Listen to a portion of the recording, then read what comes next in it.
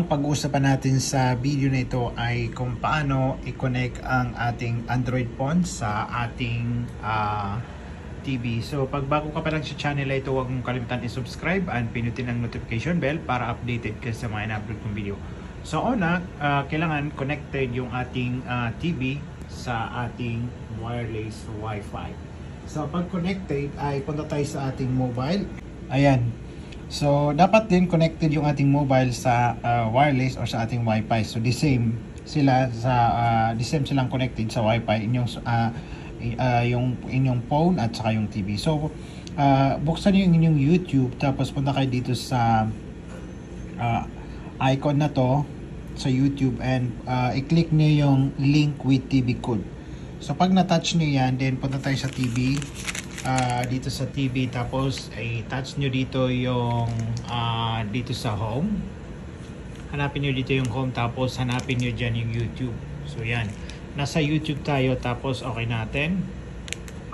Then so pag dyan tayo sa ating YouTube, na-select natin yung YouTube, i-check ko muna kasi hindi siya connected sa aking wireless. Open network settings, tapos naka-off kasi yung aking Wi-Fi. So dapat, yan ang sabi ko na dapat connected yung inyong Wi-Fi. Then kasi pag hindi sila connected sa the same Wi-Fi, yan, connected na sila.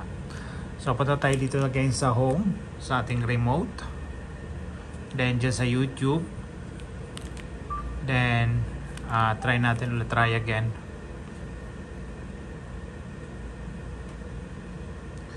Then dito sa pinakagilid, makikita natin dyan yung settings. I-ano lang yung inyong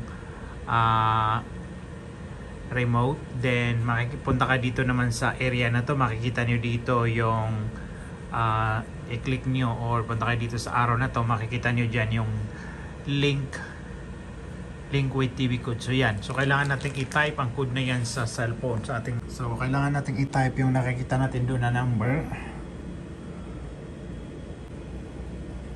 Ayan, so kung makikita nyo nag-blue na ito, so i-touch natin.